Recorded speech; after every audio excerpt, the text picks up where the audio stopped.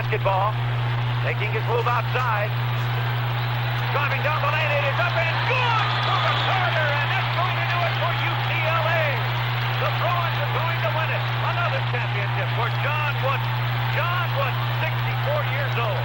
The Wizard of Westwood has done it again. His final game, and the Bruins give him another NCAA championship. An amazing story. The most successful coach in the history of amateur athletics. Out of college, some teaching, some coaching, into the service, some more teaching and some more coaching, athletic director, then over to UCLA. How did this all come about in such a short span in your life? I taught English and various sports in high school for a number of years. 2 years at Dayton, Kentucky, and then 8 years at South Bend, Indiana. Then I went into the service for 3 years during World War II in the Navy. And then following my discharge from the Navy in 1946, I came back to South Bend and finished that school year.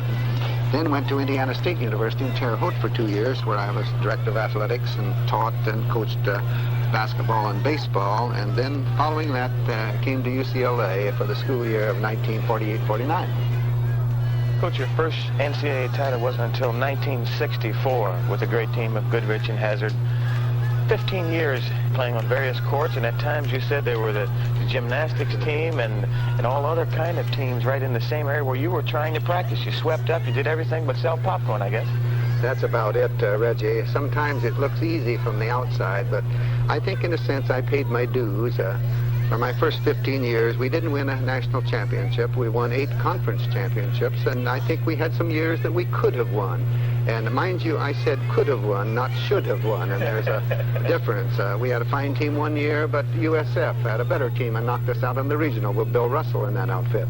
Coach, 1964, your first NCAA championship game against Duke, there were some problems that were confronting you about being an undersized ball club, but you had some coaching innovations here, that a little talk before the game and then some strategy during the ball game that prevailed.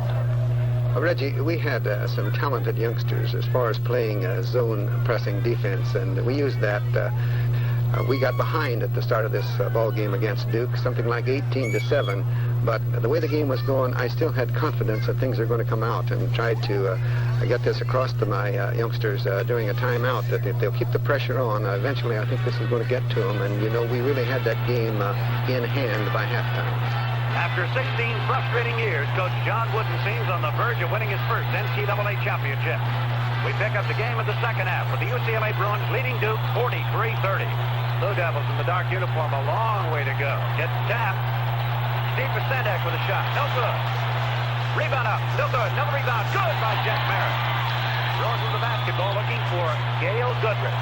Watch it. The right side of the baseline. Here it comes. It's good. Hazard in Washington. This Hazard and Goodrich and Erickson combination is too much. What's a give and go? Up and in for Gail Goodrich. And the Bruins are going to do it. Washington. Barrett's on him. Takes it right to the key. There it is. Up in. Good for 2. That's going to put it out of reach. UCLA, 30 in a row. And for Coach John Wooden, his very first NCAA championship. You had 3 great players on that ball club that all went on to be great pros. Keith Erickson, Walt Hazard, Gail Goodrich.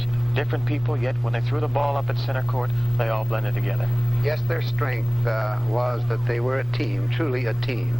Gail Goodrich, for example, who at times appeared to be a little selfish, couldn't be that way playing with these other fellows who were unselfish. And he was a great shooter and wanted the ball, and yet he knew that it was better at times for Hazard to have the ball. Hazard was an unselfish player and a tremendous ball handler. And Hazard, of course, was the outstanding passer and ball handler and could help you convert quickly into a score after gaining possession from the press. I had to criticize him a little publicly at times to get him to bring out his best performance, because he'd get mad at me and then he played well. But if I would criticize Goodrich in public, he'd go into a shell and wouldn't play well. Of course, Jack Hirsch was as well, a different type, and Fred Slaughter, and then Kenny Washington and Doug McIntosh, our first-line reserves, came in and just blended so well with the others that there was hardly any deficiency in performance when they came in. Coach, following that great all-around ball club you had, where there were so many ball players that were so close in talent and personality, then came the era after 1964. You went on and picked up a giant in talent, Lou Alcindor. Any difference in your style of play when you acquired him? Oh, yes. My championship teams of 64 and 65 each had a tremendous pressing defense. They were smaller and perhaps quicker, and we tried to utilize that aspect of the game. But when we got Kareem or Lewis, we had that tremendous power, probably the most dominating player I believe the game has seen, and a wonderful team player. Had he not been an unselfish team player, we could not have done nearly as well as we did. What was his personality like? Well, he was a very warm person, an extremely intelligent person, as you know.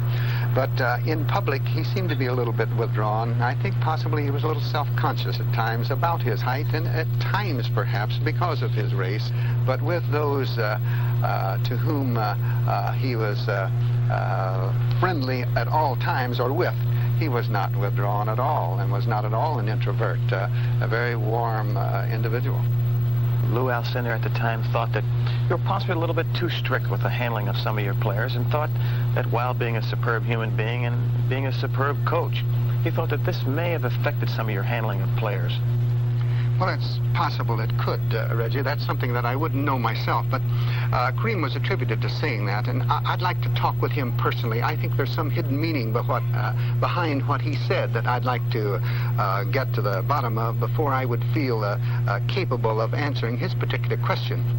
1966-67 season, 30 games in a row, another NCAA title. Then in the 67-68 season, 17 more victories in a row as the winning streak reached 47 consecutive games. He then ran into Elvin Hayes, the Astrodome, 55,000 fans, the largest TV audience ever to witness a basketball. It's 69-69. 35 seconds. That's Lee to Hayes. Blocked by Nielsen, but he fouled him in the process. Jim Nielsen picks up the personal foul, and now it's Elvin Hayes with the pressure. Jim Nielsen had both hands on the ball, but he fouled Elvin Hayes with his body. There you see the time, 28 seconds. The score, 69-69. Hayes steps to the line. He has already accounted for 37 of Houston's points.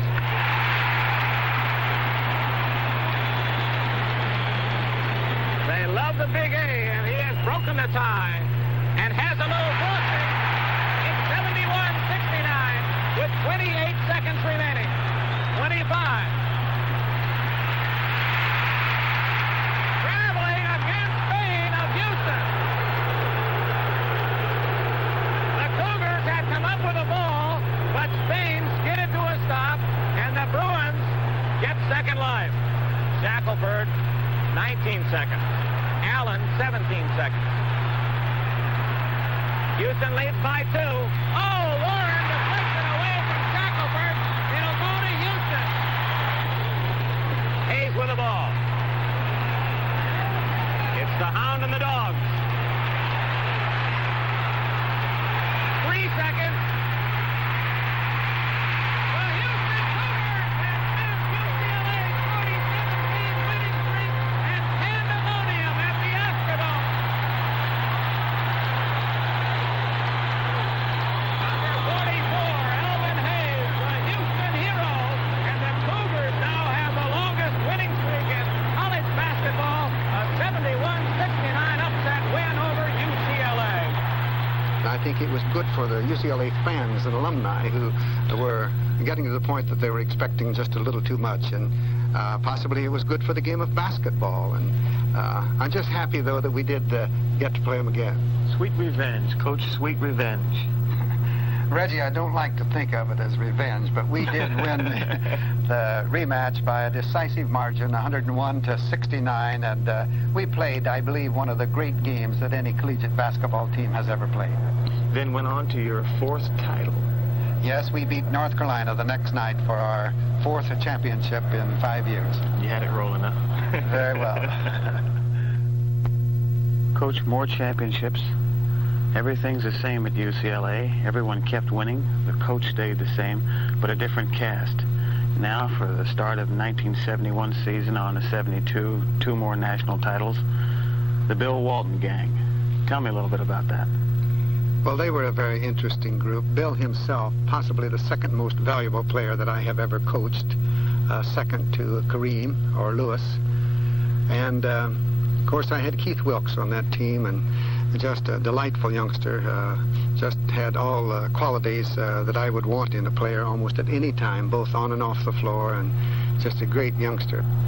Bill Walton came up with a game that people like to talk about, or people like to rate as possibly the greatest game ever by a college basketball player. He was 21 from 22 from the floor, 13 rebounds, yet you possibly may disagree with that. Yes, I do. It was perhaps his greatest game offensively. But you know, the game's played at both ends of the court, and Bill didn't have one of his better games defensively. But he certainly had a tremendous offensive game, one of the finest that you'll ever see.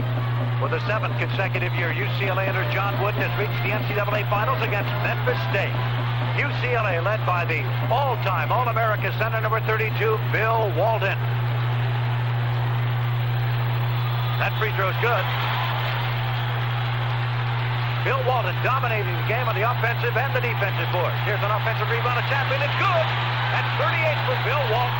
And John Wooden applauds. He knows he's got the best player maybe ever to play the game in the center in collegiate basketball. Walton turnaround shot, good. That's 20 out of 21 from the field. There's an S. Walton with a tap in. That's the 44th point. 21 out of 22 from the field. Walton up to reject, and Walton is down. 3 minutes to go in the game. UCLA is going to win it, but Bill Walton is down. The big redhead having problems. He has scored an amazing 44 points. Bill Walton dominated Memphis State all by himself, and the Bruins are going on to win their 7th consecutive NCAA title as he limps off the floor. What kind of talent did Bill Walton have? Bill was a very animated player and more of an extrovert type of individual than say Kareem was. But he loved to play, and both of them were great team players. And, of course, my two great centers, Kareem and Bill, were both very quick in comparison with other centers. Almost always they would be quicker than any man against whom they would play, regardless of their size. And having that maneuverability, I think that's what made them great. Not their size, but because of the quickness that they had to go along with their size. What was his personality really like? In my opinion, Bill Walton was and is as sincerely interested in the welfare of his fellow men as anyone I know. Now, he's somewhat of a rebel, and was when he was in college, but he needs discipline, he needs direction. I felt that he inclined to be a follower more than a leader, except yet on the floor, as a player, he was a leader by his actions. But off the floor, he was more of a follower. The Walton gang won 88 games in a row, an all-time victory record at any level of play. You got knocked off finally by Notre Dame, yet you were leading that ball game by 11 points at one time. UCLA's 88-game winning streak in immediate jeopardy now.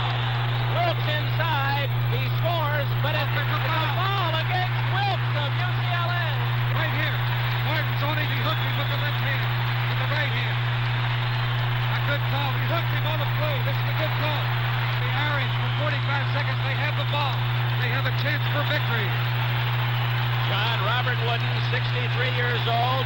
When he went into the U.S. Navy in the Second World War, Digger Phelps was being born. 63 and 32, the contrast between the veteran Wooden and the electric young coach of the Irish. 34, 33, 32, 31. That's Clay to score! It's the same shot he made against Marquette. 25 seconds left. The first time the Irish have led in the game. 71-70, timeout. 17 seconds. Walton knocked away by Shoemake, and he throws it back to Curtis. Curtis shoots. He forced a bad shot. Rebound, roll call. 7, 6. They lost it. They lost it out of bounds with 6 seconds remaining in the game. 6 seconds remaining. Here's the play. Brokaw had it, but couldn't hang on. Notre Dame 71, UCLA 70 with 6 seconds left. Into Walton. He can't score. Cernovich, Myers, Shoemake. It's all over. Notre Dame has won the game. The number 1 ranked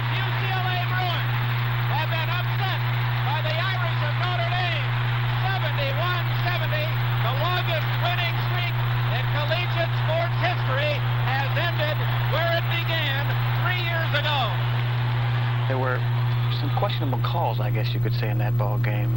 Can you describe what happened?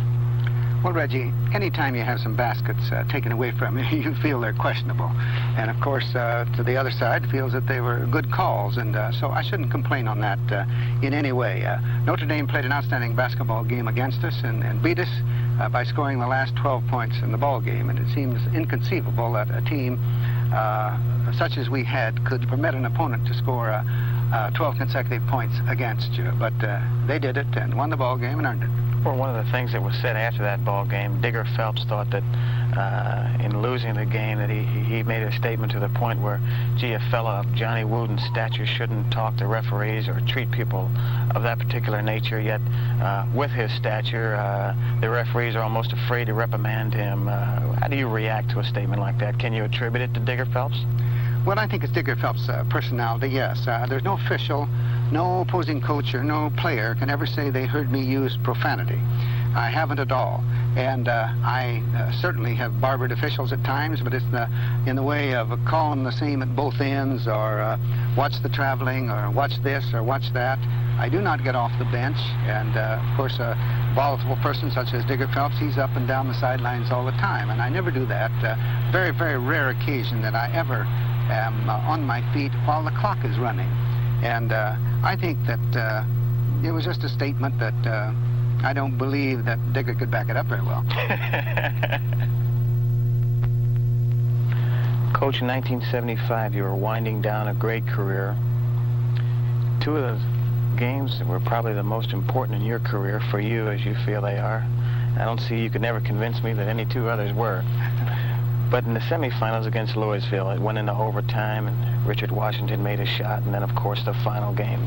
That Louisville game, in my opinion, was one of the finest games ever played in NCAA competition. Louisville played outstanding basketball, and so did we. And then on Monday night, we played Kentucky, a big, strong, powerful team. The final game, the 1975 NCAA basketball title is on the line. The UCLA Bruins and the Kentucky Wildcats. Great basketball tradition. But for 64-year-old John Wooden, this is it. His last game as coach. It's late in the ball game. The Bruins are down by one. Marcus Johnson, beautiful move up and good! And the Bruins lead 76-75. Gravy with the basketball, Kentucky and UCLA. Gravy, turnaround shot that is good! And Kentucky leads again. Washington, Turgovich, and Andre McCarter. Andre McCarter with the basketball, making his move outside. Driving down the lane, it is up and good for McCarter, and that's going to do it for UCLA. The Bruins are going to win it. Another championship for John Wooden. John Wooden, 64 years old. The Wizard of Westwood has done it again. His final game, and the Bruins give him another NCAA championship. An amazing story. An NCAA championship, the great finale to a career for the most successful coach in the history of amateur athletics. I'd like to thank you for letting us have this opportunity over the past 30 minutes to have an insight to a career that I feel is unprecedented. The coach, Coach John Wooden. Thank you. Well, thank you, Reggie, and I don't want this to sound like a mutual admiration society, but before I only knew you and respected you as an athlete, and it's given me an opportunity to get to know you and respect you as a man. I think that's more important. It's really been a pleasure to be with you. Thank you.